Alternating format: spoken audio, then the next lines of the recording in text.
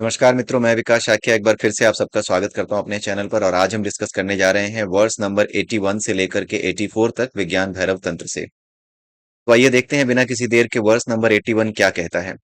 Verse number 81 में यह बताया गया है कि जैसे विषयीगत रूप से अक्षर शब्दों में और वर्तुल चक्रों में और चक्र अपने स्रोत में आकर मिलते हैं, वैसे ही इन्हें अपने अस्तित्व में भी आकर मिलता हुआ पाओ। यहाँ पर जो मुख्य चीज है वो है विषय। विषयों की ओर ही हमारे सारे शरीर की इंद्रियां, हमारे शरीर की जितनी इंद्रियां हैं, हमारा मन है, हमारी बुद्धि है, ये इनकी तरफ ही भागती हैं, विषय की तरफ ही भागती हैं। यहां पर इसी का एक एग्जाम्पल देकर के एक मेटाफरिक वे में बताया गया है कि जैसे विषयीगत रूप से, यानी जो विषय है, असली विषय की ओर जाने के लिए जितनी चीजें हैं इस संसार में, वहीं जाने का प्रयास कर रही हैं। जितनी भी चीजें इस संसार में हैं, जिनका भी हमें अनुभव है, वो सब उसी की तरफ जाने का प्रयास कर रही हैं। जैसे एक सिंपल एग्जांपल से, एक मेटाफरिक वे में यहाँ पर बताया गया है कि जैसे अक्षर होते हैं, उनका विषय क्या है? शब्द है। आप अक्षरों को क्यों लिखते हैं? क्योंकि आप एक शब्द का निर्माण करना चाहते हैं। शब्दों को क्यों लिखते हैं? क्योंकि आप एक सेंटेंस यानी एक वाक्य का निर्माण करना चाहते हैं। You use the words to make a sentence, यानी जो वर्ड्स हैं उनका विषय क्या है? सेंटेंस है। ठीक है, जो वर्ड्स हैं उनका जो टारगेट है या फिर उनका जो विषय है वो क्या है? सेंटेंस है। उसी तरीके से जो अक्षर होते हैं, जो अल्फाबेट्स होते हैं, आपने जैसे लिखा वॉज, WAS, इसमें एक एक अल्फाबेट है। W एक अल्फाबेट है, A एक अल्फाबेट है, S एक अल्फाबेट है। तो जो WS में जो भी अल्फाबेट्स हैं, इनका विषय क्या था? इनका विषय था वर्ड, जो वर्ड हमें बनाना था। तो जितने भी तत्व हैं, हमारे शरीर के जितने भी तत्व हैं, वो सब के सब क्या है? हमारे भीतर तो है ही, लेकिन जो कुछ हमारे भीतर है वो क्या है? वो हमारे बाहर भी है। ऐसा कुछ भी हमारे भीतर नहीं हो सकता जो हमारे बाहर ना हो। हर वो तत्व जो हमारे भीतर होता है वो प्रकृति में भी पाया जाता ही है, मिलता ही मिलता है। ठीक है? तो जो कुछ भी हमारे भीतर है, उसके माध्यम से ही हम विषयों की ओर भागते हैं। ठीक है? जिस प्रकार से अक्षर होते हैं, वो सब अपने विषय यानी कि शब्द की ओर जा रहे हैं, उनका टारगेट ही शब्द है। उसी तरीके से हमारे शरीर में जितने भी तत्व हैं, वो सब के सब क्या हैं? उसकी तरफ जा रहे हैं। किसकी तरफ? विषय की तरफ जा रहे हैं। ठीक है? लेकिन एक अच्छी चीज ये है, एक जो ऐसी चीज जो कि हमें समझ में आसानी से आ सकती है, लेकिन इस पर कभी हमारा ध्यान नहीं जाता, वो ये है कि जैसे हमारे सभी तत्व, हमारे भीतर जितने भी तत्व हैं, वो सारे तत्व किसकी ओर जा रहे हैं? विषय की ओर जा रहे हैं। जिन विषयों की तरफ हम भागना चाहते हैं, जिसमें सुख और दुख का हमें हमें अनुभव होता है, जिसमें हमें प्रसन्नता का अनुभव होता है, हम उन विषयों की तरफ भागना चाहते हैं। तो जैसे हम उधर की ओर भागना चाहते हैं, वैसे ही ये सारी चीजें किसकी ओर भाग रही हैं? ये सारे तत्व जिनसे हम बने हैं, जो कि हमें विषयों की ओर भगाते हैं, वही तत्व किससे प्रकट है? वही तत्व उस परमात्मा से, उस परम ऊर्जा से, उस परब्रह्म से, जिसको हम परम चेतना या परम ऊर्जा या पराभैरव कहते हैं, उससे प्रकट है। और अंत में ये सारे तत्व क्या हैं? उसी तरफ भाग रहे हैं। बिना उसकी तरफ भागे हुए या बिना उसका हुए बिना, उस ऊर्जा का हुए बिना, तो ये तत्व काम ही नहीं कर सकते, क्योंकि उसी से प्रकट है। इसलिए उसकी तरफ ही ये भागे जा रहे हैं। ठीक है? हम विषयों के लिए हम उल्टी दिशा में भागते हैं, लेकिन असल में ये तत्व किसके हैं? ये किसकी तरफ जुड़े हुए हैं? ये जुड़े हुए हैं परब्रह्म या परम ऊर्जा की तरफ जुड़े हुए हैं। ठीक है? बिना उसके इन तत्वों का कोई अस्तित्व नहीं है। तो जिस प्रकार से विषयगत रूप से अक्षर जो होते हैं वो शब्दों की तरफ भाग रहे हैं, और जो शब्द हैं वो क्या बना रहे हैं? वाक्य बना रहे हैं। उसी प्रकार से जो वर्तुल है वो चक्र बनाते हैं। वर्तुल क्या है? वो जो इस तरीके से ऊपर की ओर बढ़ता है, वो क्या करता है? वो एक चक्र बनाता है। ठीक है? जब वो एक चक्र बनाता है, तो वो चक्र भी अपने स्रोत में आकर के मिलता है। वो वर्तुल घूम करके अपने स्रोत में आकर के ही मिलता है। वर्तुल किस चीज को बताया जा रहा है यहाँ पे? वर्तुलाकार की बात क्यों की गई है? वर्तुल की बात इसलिए की गई है क्योंकि जो कुछ भी वर्तुलाकार होता है ना, वो वापस लौटकर हम तक ही आता है। ठीक है? जो कुछ भी वर्तुलाकार गति कर रहा है, वो वापस लौट करके हम तक ही आता है। वो अपने स्रोत की तरफ ही आता है। जैसे मंदिर में जो घंटा होता है, उसकी आवाज चारों तरफ से घूम फिर करके हमारी तरफ ही लौट करके आती है। इसीलिए जो मंदिर वैज्ञानिक विधि से बनाए जाते हैं, वो ध्वनि को वर्तुलाकार गति करवाते हैं और उसके स्रोत की तरफ लेकर के आते हैं। मंदिरों का निर्माण एक वैज्ञानिक पद्धति से किया जाता है। जितने भी मंदिर या जितनी भी चीजें बनाई गई हैं, जो कि हमारे यहाँ दिखती हैं कि ये पाखंड है, क्या है, मंदिर में पूजा कर रहे हो, माथा पटक रहे हो, घंटा हिला रहे हो, ये मूर्खों की समझ में आने वाला नहीं है, और उनके समझने के लिए बनाया भी नहीं गया है। ये बनाया गया है उनके लिए जो कि मंदिर के विज्ञान को समझ सकते हैं, जो वैज्ञानिक तरीके से आध्यात्म को समझ सकते हैं, जिनके दिमाग में विज्ञान है। अक्सर विज्ञान की बड़ाई करते हुए और विज्ञान की बड़ाई करते समय आध्यात्म की बुराई करते वही लोग मिल जाएंगे, जिनसे थोड़ा सा भी विज्ञान के विषय में पूछ लो तो बगले झांकते नजर आएंगे। ठीक है, ये वही लोग होते हैं। या फिर अगर उन्हें थोड़ा बहुत कुछ पता भी होगा तो वो कुएं के मेंढक की तरह दो तीन सब्जेक्ट या दो तीन टॉपिक उन्होंने पढ़े होंगे, उन्हीं टॉपिक्स के अराउंड आपको घेरने की कोशिश करेंगे या कहेंगे नहीं इस पे बात करो। लेकिन जो मूलभूत विज्ञान है उस पे उनकी हालत खराब हो जाएगी अगर उनसे बात की जाए। क्योंकि विज्ञान केवल और केवल इस संसार की, इस पूरी पूरी सृष्टि की रिवर्स इंजीनियरिंग है। विज्ञान दो तरीके का है, एक वो विज्ञान है जिसे हम जानते हैं, और जिसे हम जानते हैं वो इस सृष्टि की रिवर्स इंजीनियरिंग है। The science which we know is the reverse engineering of this nature. लेकिन इस नेचर को जिसने बनाया है, जिसकी वजह से ये नेचर एग्जिस्टेंस में आया है, वो साइंस कौन सा है? उसी को विद्या कहते हैं। और उस साइंस को जान जाने के बाद आपके लिए कुछ भी जानना शेष नहीं रह जाता। इसीलिए कहा जाता है कि सा विद्या या विमुक्त है, यानी कि जो आपको सभी भावों से मुक्त कर दे। मुझे ये जानना है, मुझे वो जानना है, ये नहीं है, वो नहीं है, ये कैसे होता है, वो कैसे होता है। जो इस सत्य को जान जाए कि ये स्रोत क्या है इसका, हम जो कुछ देख रहे हैं वो क्या है, जो साइंस हम देख रहे हैं वो फल है। आप ये समझ जाइए कि जो पेड़ होता है, पेड़ पे फल लगते हैं, उस पेड़ का एक बीज होता है, वो बीज असली विज्ञान है। उस बीज को, उस असली विज्ञान को हम नहीं जानते, हम इस पेड़ पे लगे फलों को देखते रहते हैं।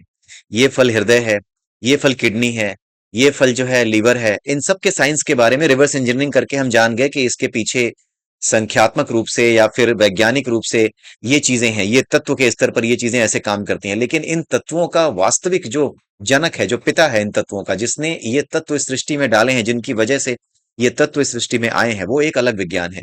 उस विज्ञान के आधार पर ही दो तरह के विज्ञान होते हैं।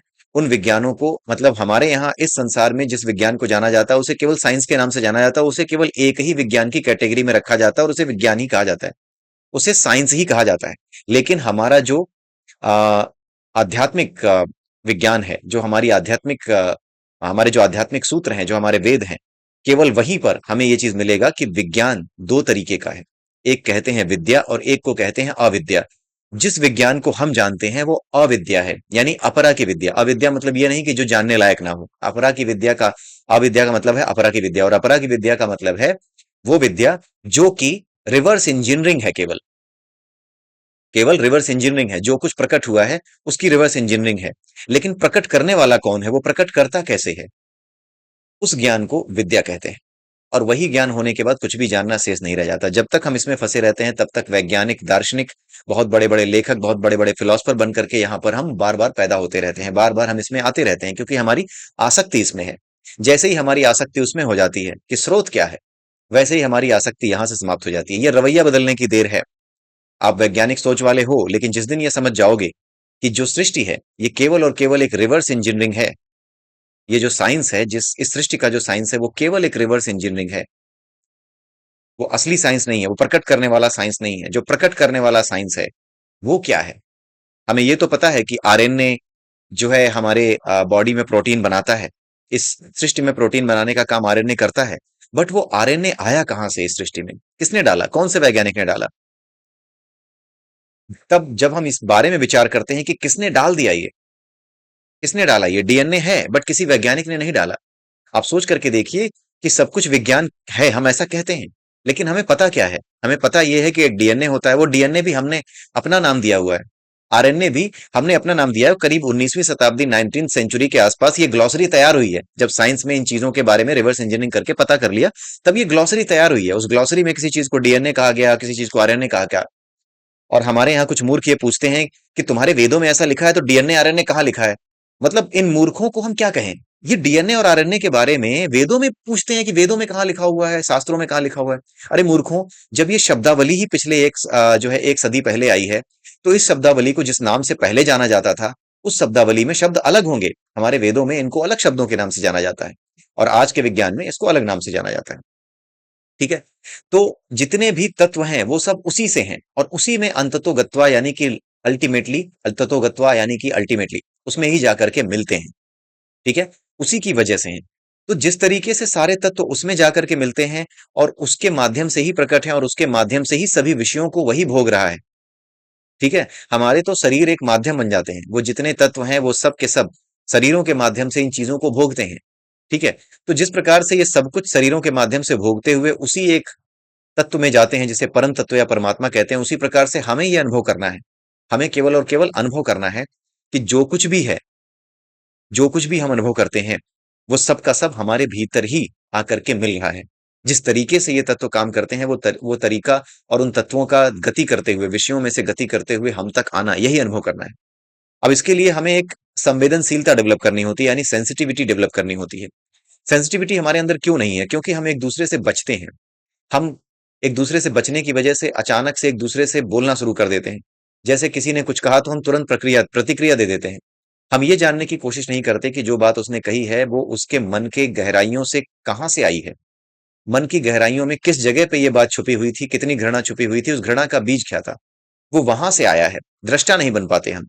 इसीलिए बड़े बड़े महात्मा जो दृष्टा बन जाते हैं वो बड़ी बड़ी गालियां भी सुन जाते हैं और मुस्कुराते रहते हैं। भगवान बुद्ध को भला बुरा कहने वाले बहुत से लोग थे। वो सामने खड़े होते थे और वो चुपचाप मुस्कुराते रहते थे। क्यों? क्योंकि वो सामने वाले के मन की गहराइयों तक जाना कोई ऐसी चीज नहीं है कि उसके मन को देखना है। मन एक ही है। इस पूरी सृष्टि में मन एक ही है। जो मेरा मन है वैसा ही आपका मन भी व्यवहार करता है। अगर हमने अपने अनुभव को देख लिया कि हमें क्रोध आता है, हमारे मन की गहराइयों से क्रोध आता है, वैसे ही दूसरे के पास भी वही मन है और वैसा ही क्रोध उसके अंतर से उठता है। और जब आप उसे देखना शुरू कर देते हो कि हाँ, ये वहां से उठ रहा है, जब आप उसको सुनना शुरू कर देते हो ध्यान से, अगर वो गालियां दे भी रहा है तो उसके शब्दों पे ध्यान ना दे करके उसके भावों पे जब ध्यान देने लगते हैं कि उसके अंदर कितनी घृणा है, कितना क्रोध है, तब आप उसके स्रोत को देखना शुरू कर देते हो। उस भाव को देखने पर आप उस भाव के सोर्स तक पहुंच जाते हो। आप उसको देखना शुरू कर देते हो कि ये गाली दे रहा है तो क्यों दे रहा है।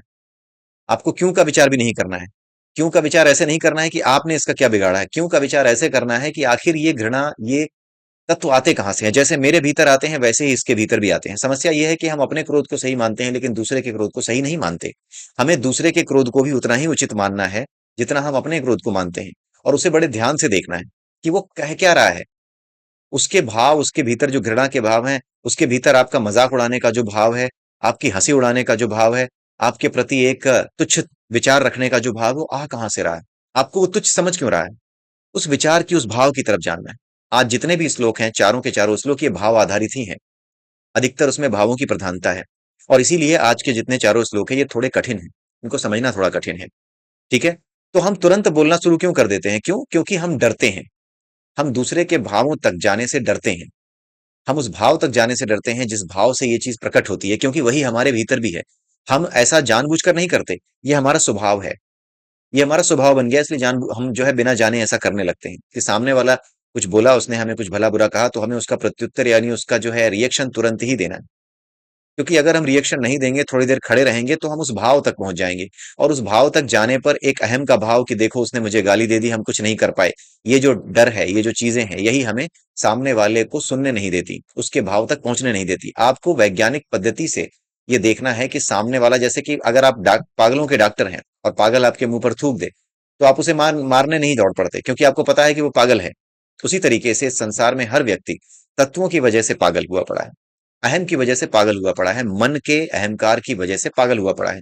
अगर आप पागलों के डॉक्टर बन जाएं, खुद भी अपने आप को पागल समझ करके सभी पागलों के डॉक्टर बन करके अगर आप बड़े ध्यान से देखें, तो आप अगर अग्रेशन दिखाएंगे भी तो वो अग्रेशन क्या होगा? उसका भला करने के विचार के साथ होगा। ठीक है। पहली बात तो अग्रेशन आएगा ही नहीं कि हाँ ये तो पागल है, हम भी पागल हैं। तत्वों की वजह से हमारे अंदर पागलपन है। ठीक है। ये तत्व हमारे भीतर इतने ज्यादा प्रभावशाली हो चुके हैं कि हमें ये पागल बना चुके हैं। उसी तरीके से जब सामने वाला कोई बोल रहा हो, उसके भीतर से जो घृणा निकल रही हो, हम उससे बचे नहीं। हम देखें कि वो कह क्यों रहा है। क्यों का मतलब ऐसा नहीं कि मैंने इसका क्या बिगाड़ा है। I would like to repeat it कि उसने हमारा क्या बिगाड़ा है। इस विचार के साथ ये नहीं सोचना है कि जो है ऐसा क्यों क्यों रहा है। हमें ये देखना है कि तत्व के स्तर पर ऐसा क्या होता है। हमारे भीतर ऐसा क्या होता है कि जो ऐसा ही क्रोध कभी कभी मेरा करने का मन करता है या ऐसा ही क्रोध कभी कभी मैं कर जाता हूँ। तो ये संवेदनशीलता है कि दूसरों को भी उसी हालत में पाना। ये कष्ट है।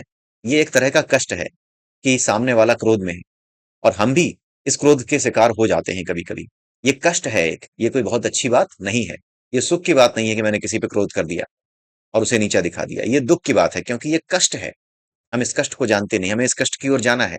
तो जैसे ही हम एक दूसरे के प्रति संवेदनशील बनेंगे तो ही हम आगे बढ़ पाएंगे इस विधि में। और इस विधि में आगे बढ़ने का तरीका क्या है? मौन। शांत रह करके सुनिए, देखिए, विचार कीजिए। देख करके विचार कीजिए। पहले देखिए फिर विचार कीजिए कि जो ज्ञान है आपको कि ये किस तरीके से ये तत्व काम करते हैं, कैसे ये प्रकट होता है, कैसे ये विचार, कैसे ये क्रोध का विचार आता है, इसके बारे में आपको जानना है। आगे के श्लोकों में ये बात क्लियर होती चली जाएगी, क्योंकि आगे आज जो श्लोक हैं वो इन्हीं चीजों पर आधारित है। और जैसे ही मौन से हम एक दूसरे से दूर दूर होना सीख जाते हैं, मौन से हम एक दूसरे से दूर हो सकते हैं,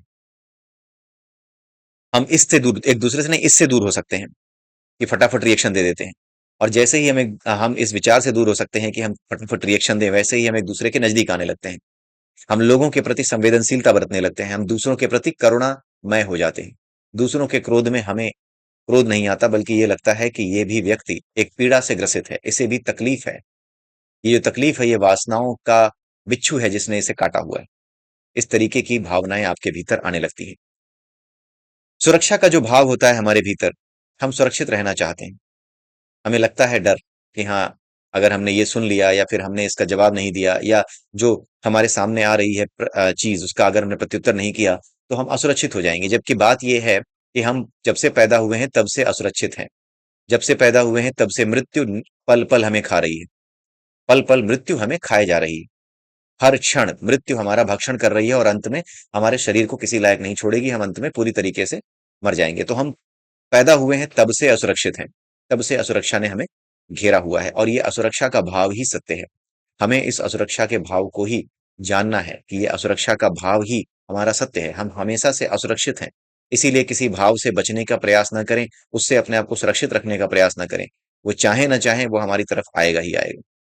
बल्कि वो हमारी मृत्यु में, हमारे मरने में थोड़ा और सहयोग देगा, क्योंकि उसकी वजह से हमारे जो जीवन प्राण है उनका क्षय होगा। जब हम क्रोध करते हैं तो और क्षय होता है जीवन प्राणों का। तो हम लगातार और असुरक्षित हो जाते हैं। इसलिए इस असुरक्षा से भागना नहीं है, इसे देखना है। हर तत्व को अपने भीतर से होकर के गुजरता हुआ देखो, इसका अनुभव करो। सूरज की रोशनी हो, हवा, सब कुछ। हम केवल सांस नहीं लेते अपनी नाक से। हम नाक से केवल अपनी सांस नहीं लेते, हमारा पूरा अस्तित्व सांस ले रहा होता है, हमारा पूरा शरीर सांस ले रहा होता है। हमारा एक एक रोम, हमारा एक एक शरीर का एक एक छिद्र सांस ले रहा होता है, एक एक छेद, एक एक जो हमारे शरीर में आंख है, कान है, नाक है, हर चीज किसी न किसी प्रकार से सांस ले रही है। ठीक है, ये भी वायु को ले रही है अपने भीतर, किसी न किसी प्रकार से। तो हमारा पूरा शरीर ही सांस ले रहा है, इसका अनुभव करना है। जब हम किसी आवाज को सुने, तो हमारा पूरा शरीर ही सुन रहा है, इसका अनुभव करना है। इसीलिए मंदिर में जो घंटों की आवाज हम तक आती है, मंदिर वर्तुलाकार या फिर एक मंदिर जो है एक गोलाकार, इस तरीके से बनाए जाते हैं ताकि जो भी आवाज जाए वो कहीं से निकल ना जाए। वो जाए, टकराए दीवारों से, हम तक वापस लौट करके उसी इंटेंसिटी से आए जिस इंटेंसिटी से हमने इसको सुना था। स्रोत से वापस स्रोत की ओर आना, यही इस सृष्टि का लक्ष्य है। और यही जब हमारा लक्ष्य हो जाता है, जब इसका अभ्यास हम करने लगते हैं, तो वो तत्व जिसका ये, यानी कि जो परम तत्व है, परम ऊर्जा, उसका ही ये गुण है कि जो कुछ उसने प्रकट किया है वो उसी की ओर लौट के आ रहा है। जब हमारे भीतर भी यही चीजें प्रकट होने लगती हैं कि जो कुछ हमसे निकला था, जो कुछ उस ध्वनि को हमने सुना था, जो घंटे की ध्वनि हमने सुनी थी, जब वो ध्वनि चारों तरफ से टकराकर हम पर वापस लौट करके आई, तो हम जान जाते हैं कि हाँ, ये चीज, हर चीज हम तक लौट करके आने लगी है। तो हम क्या करने लगते हैं, हम उसका अनुभव करने लगते हैं। जब अनुभव करने लगते हैं, तो इस अनुभव के अभ्यास के माध्यम से हम अपने वास्तविक स्वरूप को अनुभव कर पाते हैं। क्योंकि अनुभव, जब अभ्यास के द्वारा हम अनुभव करने लगते हैं, तो उस अनुभव तक पहुंच जाते हैं जो दूसरी चीज का अनुभव है, जिसे हम जानते हैं कि उसी से ये चीज प्रकट हुई है। ठीक है। जैसे कोई व्यक्ति अगर कहता है कि सुबह उठ करके मंदिर जाओ, वहां पे आरती में शामिल हो, बड़ा अच्छा लगेगा, लेकिन उसके लिए आप अपने घर में बैठ करके इसका अनुभव नहीं कर सकते। आपको उसके साथ जाना होगा, आपको इसका लगातार अभ्यास करना होगा। जब आप अभ्यास करेंगे, तो एक दिन अभ्यास के द्वारा आपको यह अनुभव होने लगेगा। और जब आप अपने मन में विचार करेंगे कि आज तो मैं गया था, हुआ क्या, कुछ नहीं हुआ, तब तक आप कुछ नहीं कर पाएंगे। आपको केवल अनुभव करना है, विचार नहीं करना है। विचार करते ही सारा काम बिगड़ जाता है। जैसे ही आप वहां जाएं, केवल अनुभव करें कि क्या हो रहा था। जब मैं मंदिर में गया, घंटा बज रहा था, तो क्या हो रहा था। जब ये सारी चीजें या विचार आपके मन को प्रभावित करने लगे, जब आपके मन में ये जगह बनाने लगे, जब आप तक लौट कर आने लगे, तब आप इसका अनुभव कर पाओगे। ठीक है। मंदिर भी इसीलिए ऐसे बनाए जाते हैं। आत्मा ही सबका केंद्र है, और उसी स्रोत में सब कुछ आता हुआ आपको देखना है, यानी अपने पराभैरव स्वरूप में आपको अनुभव अपने आप को करना है। क्योंकि पराभैरव स्वरूप का यही एक पूरा का पूरा जो मॉडस ऑपरेंडी है, वो ऐसा ही है कि जो कुछ वो प्रकट करता है, वो उसके भीतर हमेशा रहता है। उसी से सब कुछ प्रकट है, और उसी में सब कुछ लौट करके आ रहा है। सब कुछ उसी से प्रकट है, और सब कुछ उसी में जा रहा है। और जैसे ही आप इसका अनुभव करने लगोगे, तो आप अपने आप को उसके जैसा बनाने लगोगे। ये अनुकरण नहीं है, ये अभ्यास है। ये भावना के स्तर पर अभ्यास है। ठीक है, भाव के स्तर पर अभ्यास है। जैसे ही आप ये अनुभव करने लगोगे, क्योंकि आप वास्तविक तत्वों को अनुभव कर रहे हो, और आप वास्तव में वही हो। असल में आप वही हो, आत्म तत्व ही हो। इसलिए आपके लिए ये अभ्यास करना वर्जित नहीं है। ठीक है। अगर कोई सैनिक है, और वो जो है लड़ सकता है दुश्मनों से, उसके पास कला है, उसे सिखाया गया है, उसे ट्रेनिंग दी गई है कमांडो वाली, अगर आप उसका बिना ट्रेनिंग लिए अगर आप उसका अभ्यास करोगे तो आप फेल हो जाओगे, आप मार खा जाओगे। ठीक है। लेकिन जब आप उसके जैसी ही ट्रेनिंग ले लोगे, अगर आप उसके जैसे ही हो, अगर आप भी सैनिक ही हो, तो उसकी तरह की ट्रेनिंग ले करके जब आपने अपने आप को उस लायक बना लिया है कि आप उसकी ट्रेनिंग ले सको जो ट्रेनिंग उसने ली है, तो ही क्या होगा, आप उसके स्तर तक जा पाओगे। क्योंकि आप वही हो, इसलिए आप उसके उस स्तर तक जा सकते हो उसका अनुकरण करके। अनुकरण तभी करो जब आप वैसे हो, क्योंकि आप स्वयं आत्मा ही हो, इसलिए आप उसका अनुकरण यानी उसका फॉलो अप कर सकते हो। जैसे अनुकरण का मतलब होता है नकल करना, तो आप उसकी नकल कर सकते हो। क्यों? क्योंकि आप वास्तविक रूप में आत्मा ही हो, इसलिए उसकी नकल करो। जो वो कर रहा है उसी की नकल करो। जो आप स्वयं हो उसकी जब आप नकल करते हो तो आपको अनुभव हो जाता है कि आप धीरे धीरे उस स्तर तक आ गए हो। अगर आप सैनिक नहीं हो, अगर आप सैनिक की परीक्षा पास करके नहीं गए हो, सेना में जाने लायक भर्ती परीक्षा जो होती है उसको आपने पास नहीं किया और उसके बाद अगर आपने ये करने की कोशिश की है तो हाथ पैर टूट जाएंगे। इसलिए आपको पहले उस लायक बनना है, अपने आप को तैयार करना है। और उसके लिए क्या है, जैसे वहां अभ्यास किया जाता है, जैसे वहां परीक्षाएं पास की जाती है, वैसे ही यहाँ पर अभ्यास ही आपकी परीक्षा है। यहाँ जैसे जैसे आप अभ्यास करते जाएंगे वैसे वैसे क्या होगा, आप उस लायक बन जाएंगे, क्योंकि आप तो पहले से ही आत्मा है। आपको सैनिक की परीक्षा पास करनी है, लेकिन यहाँ पर कोई परीक्षा पास नहीं करनी, आप हमेशा से वही हो, आत्म तत्व। बस आपको अभ्यास करना है। आप समझ जाइए कि आप एक ऐसे सैनिक हो जो कि परीक्षा पास कर चुके हो, अब आपको अभ्यास करना है सैनिक बनने का, सैनिक के गुण विकसित करने का। उसके लिए आप सैनिक की तरह उठते हो, उसकी तरह अभ्यास करते हो, उसी तरीके से आप आत्मा ही हो, इसलिए आत्म तत्व यानी परा भैरव की तरह ही जो वो करता है उसी तरीके से अनुभव करना शुरू करो, उसी तरह से अभ्यास करना शुरू करो। वो उसके लिए स्वाभाविक है, आपके लिए ही स्वाभाविक है, लेकिन आप इस संसार में अटके हो इसलिए स्वाभाविक नहीं रह पा रहा आपके लिए। जैसे ही आप इसका अभ्यास करना शुरू करोगे तो आप अपने स्वभाव को जान जाओगे कि हाँ मैं तो करता यही हूँ, मेरे से यानी आत्म तत्व से होता यही है कि सब कुछ मुझसे निकलती है और मुझ तक ही आती है। तो ये पराभैरव तत्व को जानने की एक प्रक्रिया है। मुश्किल श्लोक है, मुश्किल धारणा है, समझने के लेवल पर ये थोड़ा मुश्किल है क्योंकि ये फिलोसॉफिकल ज्यादा है। इसमें टेक्निकल चीजें कम है, फिलोसॉफिकल चीजें ज्यादा हैं और कठिन फिलोसफी है। आई होप अगर आप इसको एक दो बार और सुनेंगे तो आपको ये समझ में आ जाएगा। आई होप पहली बार में समझ में थोड़ा समझने में मुश्किल आई होगी, मुझे भी दिक्कत आई थी, लेकिन मैं उम्मीद करता हूँ कि आपको जब आप इसको वीडियो को एक दो बार देखेंगे तो आपको समझ में आ जाएगी। 82वां श्लोक देखते हैं, इसमें क्या कहा गया है। अनुभव करो कि मेरा विचार मैंपन आंतरिक इंद्रियां मुझ। इसमें क्या बताया गया है, इसमें वही जो पिछले श्लोक में हम डिस्कस कर रहे थे ना, उसी का एक एक्सटेंशन है। इसमें यह बताया गया है कि हमें विचार नहीं करना है। मेरा विचार मैंपन, मेरा जो विचार है वो मैं हूं। ठीक है, वो मैं कौन हूं, मेरे विचार कहां से आ रहे हैं। आंतरिक इंद्रियां, जो मेरी आंतरिक इंद्रियां हैं वही मुझ में है। वही मुझ का भाव, जो मुझ मेरे द्वारा जो कुछ होता है, मुझ में जो कुछ होता है, मुझ में जो कुछ घटित होता है वो असल में मेरे इन हाथों से घटित नहीं होता है, मेरे इन कानों से, मेरे इन आंखों से घटित नहीं होता, बल्कि उससे घटित होता है जिसकी वजह से ये आंखें हैं। जो आंखों की आंख है उसकी वजह से ये घटित होता है, यानी जो सीड है उसकी वजह से ये घटित होता है। वही क्या कहा गया है, वही आंतरिक इंद्रियां कही गई हैं, उसी को मुझ कहा गया है। मेरे जो विचार है वो मेरापन है, यानी ये विचार मेरापन कौन सा, यानी आत्म तत्व, जिस आत्म तत्व से सब कुछ प्रकट है, जो विचार प्रकट करने वाली मशीन है वो आत्म तत्व है, कोई और नहीं है। तो उस मेरे विचार प्रकट करने वाली जो मशीन है, जो आत्म तत्व है या जो परभैरव तत्व है, उस तक पहुंचना है। मैंपन, मेरा विचार मैंपन, आंतरिक इंद्रियां मुझ, इसका अनुभव करना है।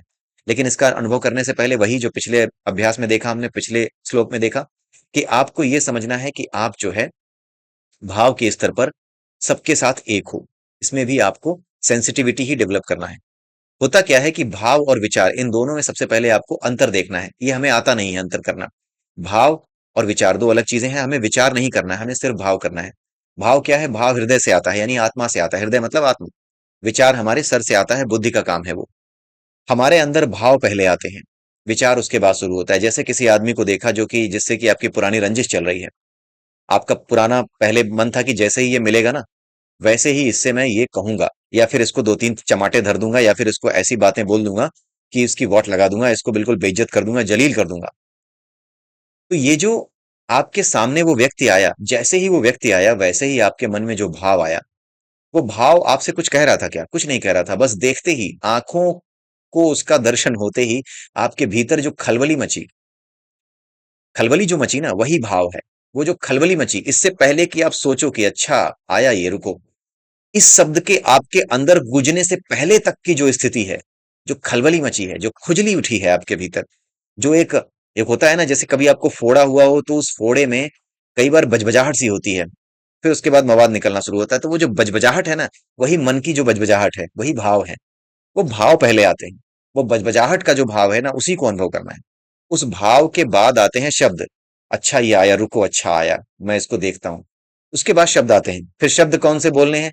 इसको कहाँ घेरना है, कब बोलना है, लोग इधर उधर से हट जाएं, रिश्तेदार थोड़ा किनारे हो जाएं, फिर देखता हूं इसको, ये क्या है, ये विचार है, ये कौन करता है, ये सिर का काम।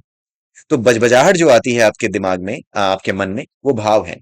और उसके बाद जो विचार करना आप शुरू करते हैं कि इसको ऐसे लपेटना है, कैसे लपेटना है, जरा चले जाने दो, रुक जाओ, अभी कहते हो ना कि अच्छा रुक जाओ, बाकी लोगों को जाने दो, इसके पापा को जाने दो या इसकी वाइफ को जाने दो, उसके बाद इसको घेरते हैं, उसके बाद इसको बताते हैं, इसको मैं जलील करूंगा आज।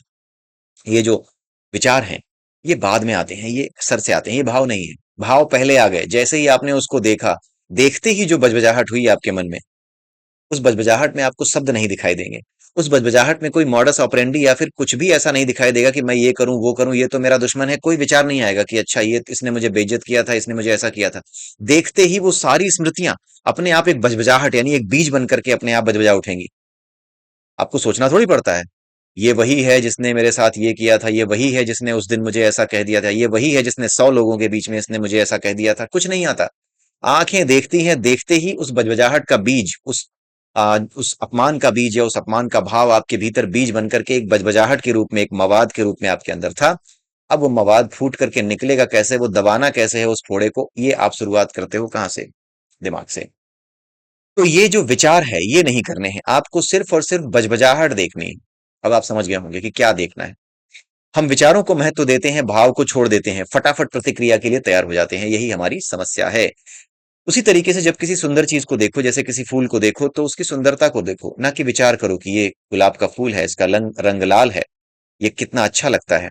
ये विचार नहीं करना है, सिर्फ फूल को देखना है, भाव अपने उसके साथ जोड़ देने हैं। जो अंदर से भाव आता है ना, ये गुलाब है। ये जो शब्द पहली बार आपके दिमाग में गूंजते हैं, उन शब्दों के गूंजने से पहले की जो स्थिति है, वाह। जैसे कुछ चीजें आप देखते हो ना, वाह। अंदर से पहले जो भाव आता है, आपके शब्द, आपके मन में भी बातचीत शुरू हो, आपके मन में भी शब्दों की उत्पत्ति शुरू हो, उससे पहले की जो स्थिति है, एक तो बजबजाहट हुई जिसके बारे में मैंने समझा, दूसरी स्थिति ये वाली जो स्थिति क्या है, ये भाव विभोर करने वाली स्थिति है, ये आनंद में डुबाने वाली स्थिति है। ये बजबजाहट नहीं है, ये शांत करने वाली स्थिति है। वो जितनी भी बजबजाहट है, वो जितनी भी शांत करने वाली स्थिति है, अच्छा बुरा जिसको आप समझते हो, उन सभी भावों की जो बीज रूप में आपके भीतर पड़े हुए हैं, उनको देख करके आपको आगे बढ़ना है, उनको देखना है। शब्दों के आने से पहले, आपके मन में शब्द आ पाए उससे पहले आपको उस भाव को देख लेना है। ये मुश्किल विधि है क्योंकि होता नहीं, हमारी आदत है, हमारी आदत है प्रतिक्रिया देने की, इसलिए ये जल्दी होता नहीं है। लेकिन हमें ये करना होगा, हमें ये समझना होगा कि ये कैसे होता है, क्या है ये। जैसे किसी छोटे बच्चे को हम देखते हैं, जैसे बहुत दिमाग खराब है, ऑफिस से आए हैं, आपका एक छोटा बच्चा है घर में, अभी अभी पैदा हुआ है, 2-3 महीने का है, 4 महीने का है। जैसे ही आप घर पहुंचते हैं, आप बहुत गुस्से में थे, जैसे ही आप घर पहुंचते हैं, आप कई दिनों से देख रहे थे कि आपका बच्चा उठ करके चलने की तैयारी कर रहा था, लेकिन आपने उसको कई दिनों से देखा कि वो उठ करके चलने की तैयारी करने के बावजूद बार बार गिर जाता है, चल करके नहीं दिखा पाता। आप जो है आशा में हो कि अब ये किसी दिन चलेगा। या फिर आपका बच्चा 2-3 दिनों से कुछ बोलने की कोशिश कर रहा है, पा बोलता है, मम्मा पापा पूरा नहीं बोल पाता। राइट, आप उसका इंतजार कर रहे हो, आप जैसे ही ऑफिस से लड़ झगड़ करके आते हो, आप उसके मुंह से, जैसे ही आप अंदर बैठते हो, आपके सामने वो आता है, पप्पा ऐसे बोलता है। जैसे ही वो ऐसा बोलता है, उसके बाद जैसे ही आपके मुंह से शब्द निकलना शुरू होते हैं या शुरू होने वाले होते हैं कि सुनती हो देखो इसने मुझे पापा बोला। राइट, उससे पहले की जो स्थिति है, जो हर्ष का भाव आया, उसको देखना है, वहीं पे रुक जाना है कि हाँ मैंने इस भाव को देखा। भाव को देखना है। विचार के बाद तो बोलना हम शुरू कर देते हैं, उसके बाद हमारी बुद्धि काम करना शुरू कर देती है, उसके बाद हमारा जो मन है, जो विचारों का संग्रहण करता है, वो काम करना शुरू कर देता है, वही प्रेरणा देता है बुद्धि को कि क्या बोलना है क्या नहीं करना है। बुद्धि जो है फिर मन को संतुलित करती है, मन को वो करती है कि देखो हमारा मन असंतुष्ट हो गया। तो मन और बुद्धि एक दूसरे के सहयोग से आपके जो बोलने की चीजें हैं, आपके जो विचार करने की चीजें हैं, उनको शब्द देते हैं। शब्दों तक जाने से पहले, इवन आपके मन में भी शब्द आए उससे पहले की स्थिति आपको देखनी है। बड़ी छोटी सी जो है एक समयावधि होती है। ठीक है, यानी एक छोटा सा टाइम पीरियड होता है, बहुत छोटा सा टाइम पीरियड होता है। उस टाइम पीरियड के बीच में आपको इसको पकड़ना है कि मैं बोलने वाला हूं, उससे पहले रुको। ये जो हर्ष है, ये जो आनंद आया मुझे अपने बच्चे को ऐसा बोलता देख करके, वहां पे रुकना है। वहां पर जब आप रुकेंगे, शब्द नहीं निकालेंगे, तब वो जो आनंद का बीज है ना, वो आपको जो आनंद देगा, वो एक अलग ही होगा, अलग ही आनंद होगा। ठीक है, अगर आप बोल पड़ेंगे तो फिर आनंद की इंटेंसिटी अपने आप कम हो जाएगी। आप बोलिए मत, आप बस देखिए थोड़ी देर कि बच्चे ने आपको पापा बोला, या बच्चा कई दिन से चलने की कोशिश कर रहा था, इसने आज चलने की कोशिश की, आज चल के दिखा रहा है। आप बोलो, अरे मतलब हंसने से पहले, अरे बोलने से पहले, अरे सुनती हो, आओ जरा देखो, इसके कहने से पहले आप रुक जाओ। आपके मन में भी कोई शब्द आए, उससे पहले रुक जाओ कि अरे ये तो मैं चलता हुआ देख रहा हूं, उसे बस चलता हुआ देखो। थोड़ी देर रुक करके, चलता हुआ देख करके फिर अपने भीतर देखो कि कितना हर्ष, जो हर्ष का बीज है वो कहाँ से आ रहा है। वो एक सेंटर होता है, आपको उसे देखना है। ऐसा नहीं है कि वो कहीं पे पेट में, नाभि में कहीं दिखाई देगा। ऐसे ही वो दिखाई देगा शून्य में, सब कुछ शून्य में ही है। पता नहीं चलेगा कि कहाँ से उठ रहा है, बस दिखाई देगा, समझ में आएगा, भाव आएगा कि कहीं से तो आ रहा है। जो भी से, कहीं से भी आ रहा हो, जो भी हो, बस आपको उसको देखना है, आपको उसको अनुभव करना है। उसके बाद थोड़ी देर रुक करके भले ही आप उस हर्ष को प्रकट करो, अपनी वाइफ को या अपने छोटे बेटे को या अपने बहनों को, भाइयों को दिखाओ कि देखो चल पड़ा ये, या देखो ये बोल रहा है। तो भाव के स्तर पर रहना है, सुंदरता भाव में ही है। ठीक है। सर से उठकर हृदय पर आओ, कोई विचार हमारा नहीं है। ये जितने भी विचार आते हैं वो हमारे नहीं है। जैसे ये जो हमारे अंदर जो विचार आया कि अरे ये तो चलने लगा, इस विचार, शब्दों को रूप देने वाला जो होता है यही विचार होता है। उससे पहले जो भाव आए, बस वहीं पे रुक जाना है। कोई विचार हमारा नहीं है, भावों के बिना विचार प्रकट ही नहीं होते। भाव असली चीज है, भाव विचार को प्रकट करते हैं, इसलिए कोई विचार हमारा नहीं, हमारा यानी आत्म के स्तर पर नहीं है। आत्म के स्तर पर कोई भाव प्रकट नहीं होता, विचार प्रकट नहीं होता। आत्म के स्तर पर केवल भाव है, भाव विचारों को जन्म देते हैं। भाव विचारों के पिता हैं, और भावों का पिता कौन है? परम तत्व, परमात्मा या परभैरव। ठीक है, जिसे हम परम ऊर्जा कहते हैं, वो जो मेन एनर्जी है उसी को हम परभैरव कहते हैं। वो जो मेन सोर्स ऑफ एनर्जी है उसी को परभैरव कहते हैं। उसी की वजह से भाव आते हैं, और भाव की वजह से विचार आते हैं। तो कोई विचार हमारा यानी कि पर आत्म तत्व का नहीं है। आत्म तत्व का केवल क्या है? भाव है। तो कोई विचार हमारा अर्थात हमारे इस शरीर का भी नहीं है, और अगर हम परमात्मा तत्व तक जाएं तो भी हमारा वो विचार नहीं है। हमें ये समझना होगा। सब कुछ बाहर से आया है, सब कुछ प्रकृति है, वह चित्त की एक लहर मात्र है। हमारे चित्त में जो लहर उठती है, हंसी की, खुशी की, उसी लहर का एक नतीजा है ये।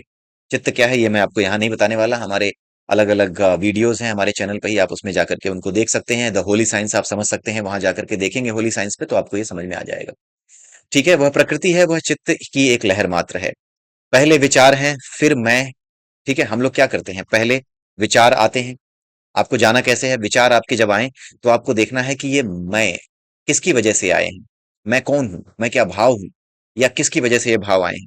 फिर उन भावों की वजह से देखना है कि वो जो आंतरिक इंद्रियां हैं जिनकी वजह से हम सुख या दुख अनुभव करते हैं, जैसे आंखों से देख करके हमने सुख अनुभव किया, तो आंखों की आंख कौन है वो हम अनुभव कर पाएंगे जब हम भाव की ओर जाएंगे। आंख, वो आंखों की आंख है, हमने पढ़ा भी है केन उपनिषद में कि वो आंखों की आंख है, वो कानों का कान है, वो मन का मन है। ठीक है, वो जीव की जीव है। तो जो आंख की आंख है उसकी तरफ जाने का रास्ता केवल एक है, भाव को देखो। ठीक है, इसीलिए यहां पर यह विधि बताई गई है।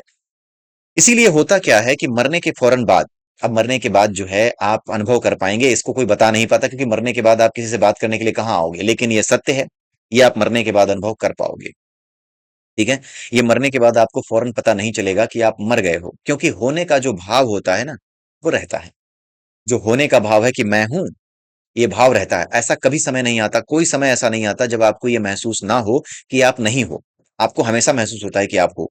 ये शरीर तो बस छूट जाता है, एक शरीर से दूसरे शरीर में चले जाते हो, लेकिन ये मैं हूं का भाव हमेशा रहता है। जब आप सोते हो तो ऐसा थोड़ी है कि आपको पता नहीं होता सपने में कि आप जो है नहीं हो।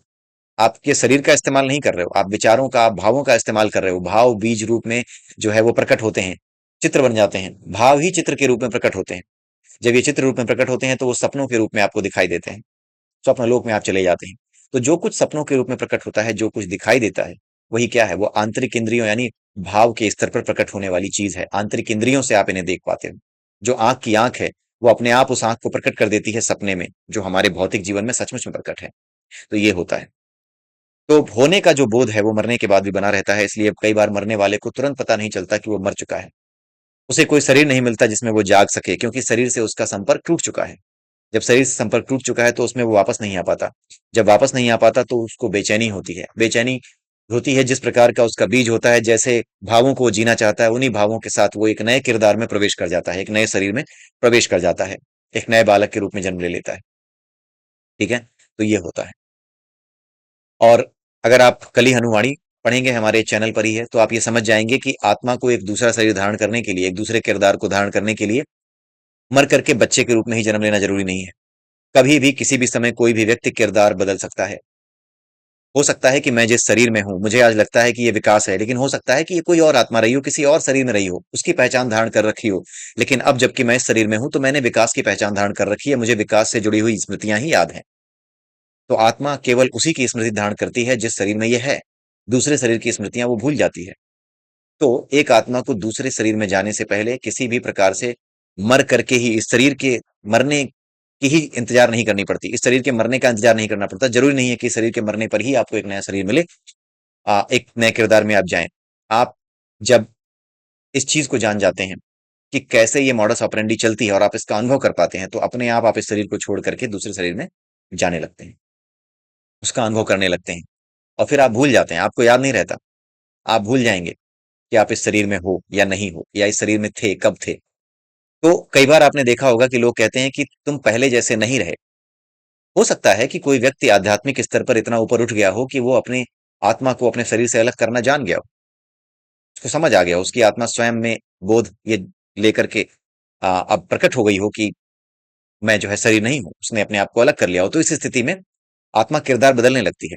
समस्या यह है कि किरदार जब बदलते हो तो आपको पता नहीं चलता, आप जिस किरदार में जाते हो उसी किरदार में जाकर के आप उसके साथ संपर्क बिठा लेते हो, उसी के साथ ट्यून हो जाते हो। जैसे अभी मैं विकास के साथ ट्यून हूं, लेकिन ये बात मुझे पता है कि विकास के अलावा भी किसी में ट्यून हो जा सकता है, लेकिन मुझे इसका अनुभव नहीं हुआ है, मैं इसको अलग से देख नहीं पाया हूं। ठीक है। उसी का अभ्यास इन विधियों के माध्यम से होता है कि अपने आप को आप देख पाओ कि आप अलग हो।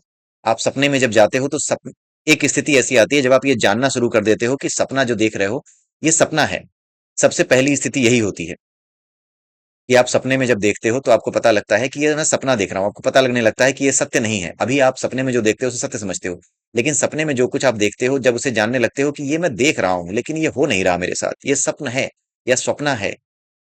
जब आप ये जानने लगते हो तो आप समझ जाइए कि आप एक सीढ़ी आगे बढ़ चुके हो, या फिर उस स्थिति में आने लगे हो जहां पर आप किरदार बदल भी सकते हो।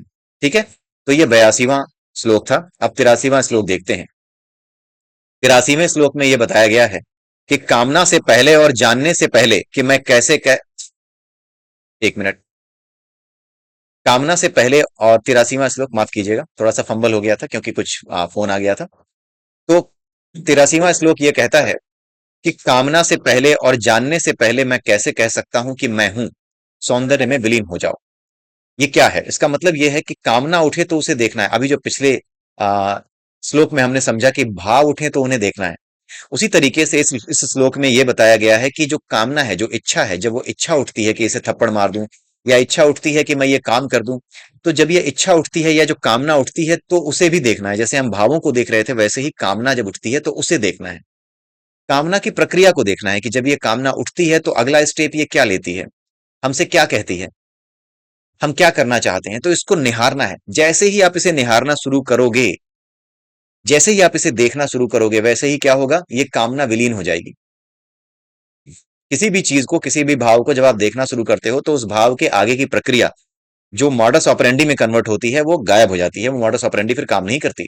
और फिर आप अपने आप को अलग से देख पाते हो, फिर वो जो भाव है उससे अपने आप को अलग कर पाते हो। सॉरी, वो जो कामना है, जो इच्छा है, उससे अपने आप को अलग कर पाते हो। और यही करना है। कोई कामना उठे तो उसे देखना है कि ये कामना उठी।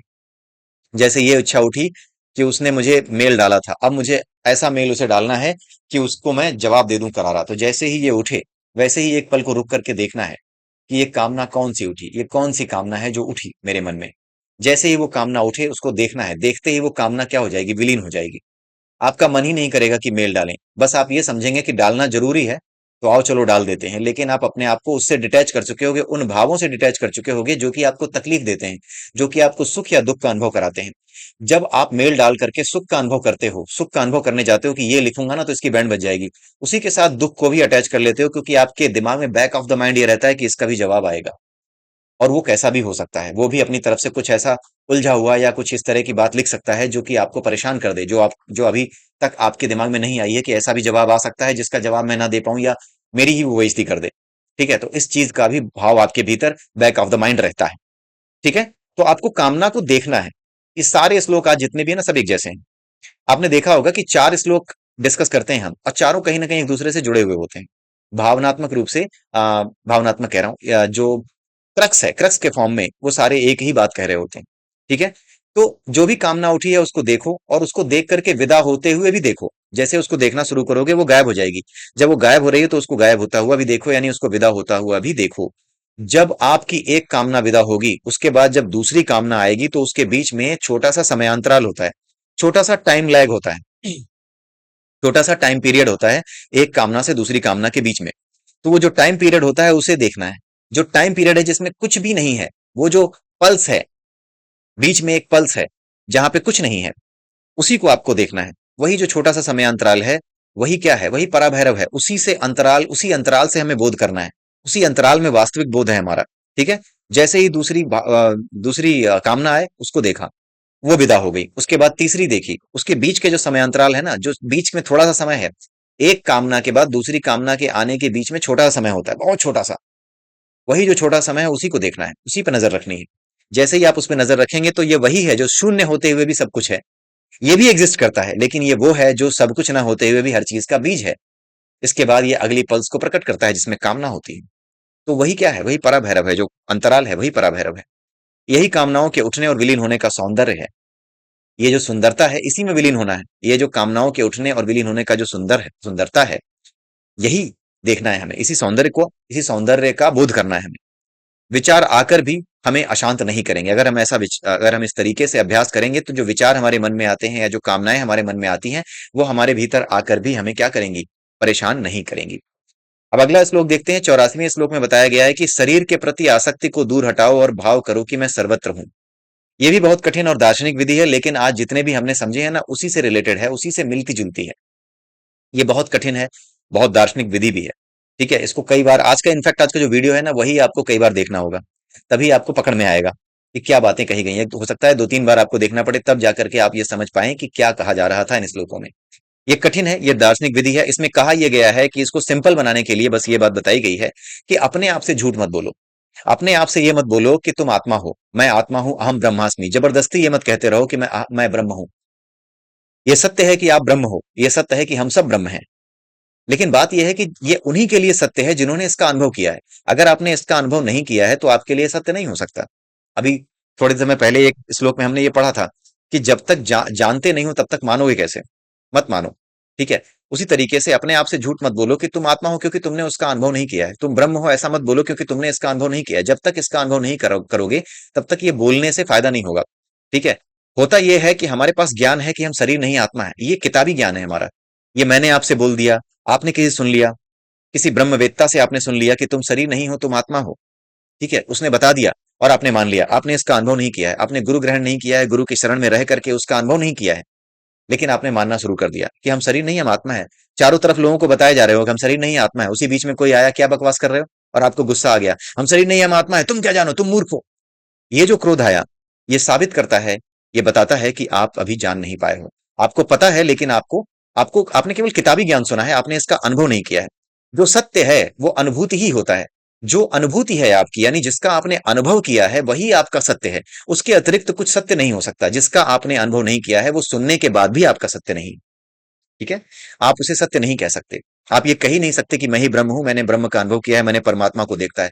कोई परमात्मा को देखा है, कोई भी व्यक्ति जो ये कहता है मैंने परमात्मा को देखा है या मैंने उसका अनुभव किया है, वो झूठा है। क्योंकि वो बता ही नहीं सकता। अनुभव करने के बाद वो जान जाता है कि ये बताया ही नहीं जा सकता। और ये भी नहीं कहा जा सकता कि मैंने उसका अनुभव किया है, क्योंकि ये बताना भी व्यर्थ है। ये बताना भी व्यर्थ है कि मैंने उसका अनुभव किया है। इसलिए जो वास्तविक ज्ञानी लोग होते हैं वो कहते हैं कि ये कहा नहीं जा सकता। नेति नेति का जो सिद्धांत है कि उसे बताया नहीं जा सकता, वो ये नहीं है, वो नहीं है। संसार में जो कुछ भी है उसमें वो नहीं है, उसके द्वारा उसे नहीं बताया जा सकता। यही नेति नेति का सिद्धांत है। ठीक है। तो उसके द्वारा परमात्मा को वो बताता है कि परमात्मा को बताया ही नहीं जा सकता। इसलिए जो व्यक्ति ये कहता है कि मैं परब्रह्म को जान गया, उसका अनुभव कर लिया, वो झूठ बोल रहा है। उसको अभी अनुभव नहीं हुआ है, क्योंकि अनुभव करने के बाद ये अहंकार जाता रहता है कि उसे अनुभव किया जा सकता है। अनुभव से किया ही नहीं जा सकता। आप जब हो जाते हो तो ये अहंकार भी जाता रहता है कि मैं वो हूं। जब तक आपको ये अहंकार है कि मैं वो हूं, तब तक आपको अनुभव नहीं हुआ है। ठीक है। तो स्वयं से झूठ नहीं बोलना है, ये नहीं कहना है कि मैं शरीर नहीं मैं आत्मा हूं, क्योंकि आपने इसका अनुभव नहीं किया है। जब तक नहीं किया है तब तक ये मत बोलो। मत बोलो इसको। जब तक हमें अनुभव नहीं हुआ है तब तक हम केवल जबरदस्ती खुद पर थोपा हुआ यह ज्ञान हमें और अधिक अंधकार में धकेलता है। हम मानते खुद को आत्मा है लेकिन व्यवहार में शरीर ही रहते हैं। होता क्या है कि हम व्यवहार शरीर की तरह करते हैं और कहते हैं कि हम ब्रह्म हैं, हम आत्मा हैं। जब स्थितियां अनुकूल होती हैं, जब आसपास माहौल सही होता है, तब तक हम ब्रह्म रहते हैं। जैसे ही हम आसपास बिगड़ता हुआ माहौल देखते हैं, वैसे ही शरीर हो जाते हैं, क्योंकि हम वास्तव में शरीर ही हैं। ये थोपा हुआ ज्ञान हमने लिया हुआ है। जो हमारा स्वभाव है वो हम नहीं है। जो हमारा स्वभाव है वही हम है। सॉरी, जो हमारा स्वभाव है हम वही है। होता यह है कि हमारा स्वभाव शरीर वाला है, इसलिए हम कितना भी कहते रहें, इसलिए जैसे ही कोई स्थिति खराब होती है, वैसे ही हम शरीर की तरह बिहेव करने लगते हैं। हम आत्म की तरह बिहेव नहीं करते। हम गौतम बुद्ध की तरह मुस्कुराते नहीं है गालियां सुनने के बाद भी। हम कुछ कहते हैं, हम जवाब देते हैं। इसलिए जब तक हमारा अनुभव नहीं हुआ है, तब तक हम सत्य नहीं कह सकते उस चीज को, वो हमारा सत्य नहीं हो सकता। इसलिए हमें क्या है, इस चीज से दूर रहना है। हमें ये मानना है कि अभी हम शरीर ही हैं, हमें जानना है कि अभी हम शरीर ही हैं। हमें ये महसूस करना है कि अभी हम शरीर ही हैं। अभी मुझे क्रोध आ जाता है, जब भी क्रोध आए तो अपने आप को देखना है। क्रोध आने के बाद भी देख सकते हो कि नहीं, हम शरीर ही हैं, अभी अभी मेरा शरीर से ही संपर्क है। इसीलिए मैं इस शरीर में जितने सुख दुख अनुभव होते हैं, जो मान अपमान अनुभव होता है, उसके प्रति प्रतिक्रिया देता हूँ। इसीलिए मैं शरीर ही हूँ। जैसे ही आप शरीर ही हूँ ऐसा कह करके अनुभव करने लगते हैं, वैसे ही आप शरीर से दूर हटने लगते हैं। तो ये वो विधि है जो जो रस्सी में सांप को देखने वाली जो विधि है, उसकी तरह ही है। कि जब तक आप अपने आप को जबरदस्ती ये मानते रहेंगे कि नहीं, ये सांप नहीं है, ये तो रस्सी है। जबरदस्ती मनाना है कि सांप नहीं है, रस्सी है, जबकि आपको लग रहा है कि ये सांप ही है। आपको पता है कि वो सांप ही है। आपको लग रहा है कि वो सांप ही है, लेकिन आप मान रहे हो कि नहीं नहीं, सांप नहीं है, वो रस्सी ही होगा। तब तक आप गलत हो। जब तक आपको वो सांप लग रहा है, तब तक उस भय को, जो आप जी रहे हो, उसको देख करके ये कहो कि हाँ, ये भय, मरने का भय मेरे शरीर का है, ये मेरा है। उसके बाद आप देखोगे कि हाँ, आप सत्य को देख पा रहे हो। सांप है, वास्तविक सांप है या वास्तव में रस्सी है, तभी आप जान पाओगे। ठीक है। तो ये आसक्ति का जो अनुभव है, ये हमें तभी अनुभव होता है जब हम अपने आप को झूठ नहीं बोलते, अपने आप से झूठ नहीं बोलते, जब हम जानते हैं कि हम शरीर की तरह ही बिहेव कर रहे हैं, इसलिए जो कुछ भी हमारे साथ हो रहा है वो शरीर के स्तर पर ही हो रहा है। अभी हम शरीर ही हैं, उससे बाहर नहीं निकले हैं। तब आप जान जाते हो कि ये शरीर है जो कि प्रतिक्रिया दे रहा है। हम अपने शरीर को देखने लगते हैं कि अभी मैं शरीर ही हूं। जैसे ही ये कहोगे कि अभी मैं शरीर ही हूं, वैसे ही धीरे धीरे ये शरीर से जुड़े भाव विदा होने लगेंगे, और धीरे धीरे करके ये शरीर से आसक्ति दूर हो जाएगी। ये विधि है कि दूर कैसे करें आसक्ति को। शरीर को शरीर देखकर ही शरीर के प्रति आसक्ति दूर की जा सकती है। कुल मिलाकर के इस श्लोक का या इस धारणा का अर्थ ये है। ठीक है। और उसके बाद जैसे ही आपको ये पता चले कि आप शरीर ही हैं और शरीर से आसक्ति अब दूर हो रही है, तब आप ये समझें कि ये शरीर मेरा शरीर के भीतर रहने वाला शरीर नहीं है, ये फिर कुछ और है। ये मैं चारों तरफ अब अपने आप को देख सकता हूं, मैं इससे बाहर निकल गया हूं। जब आप अपने आप को देख पाओगे शरीर की तरह, इसकी गलतियां देख पाओगे, इसकी गड़बड़ियां देख पाओगे, तब आप शरीर से बाहर निकल जाओगे। और फिर अपने आप को सर्वत्र फैला हुआ देखो। ये अनुभव करो कि आप हर जगह फैले हुए हो। हर पेड़ में, हर पौधे में, हर चीज में आप ही आप हो। ठीक है। आप इस शरीर के भीतर नहीं हो। फिर इस शरीर से बाहर निकल करके जो तत्व आपके शरीर को शरीर बना रहे थे, उन सभी तत्वों को आप बाहर भी देख पाओगे। यही चीज उस पेड़ में है, यही चीज उस कुत्ते में है, यही चीज उस जानवर में है, यही चीज उस चींटी में है। सामने मुझे जो गाली दे रहा है, यही चीज उसमें है। जब मैं सर्वत्र हूं, जब ये दिखने लगता है, तब आप उसका बोध कर पाते हो, किसका, जिसे पराभैरव कहा जा रहा है। ठीक है। ये चारों विधियां जो आज हमने डिस्कस की हैं, इसको बार बार इस वीडियो को देखिएगा, तभी आपको ये समझ में आएंगी। ये कठिन है, और आने वाली जो विधियां हैं वो भी कठिन हैं। ठीक है। अपनी तरफ से जितना मेरी प्रज्ञा है, जितना मेरा बुद्धि है, उसके अनुसार मैं इसको समझाने का प्रयास कर रहा हूँ। उम्मीद करता हूं कि मैं थोड़ा बहुत तो कामयाब हो रहा हूँ, लेकिन आज के जो 4 श्लोक थे, ये वास्तव में बहुत कठिन थे। ठीक है। तो इसके साथ जो है, आज का ये वीडियो मैं यहीं समाप्त करता हूँ। अगले वीडियो में फिर मिलते हैं। तब तक के लिए जय सिया राम, जय श्री कृष्णा, जय श्री राधे। ओम नमः शिवाय।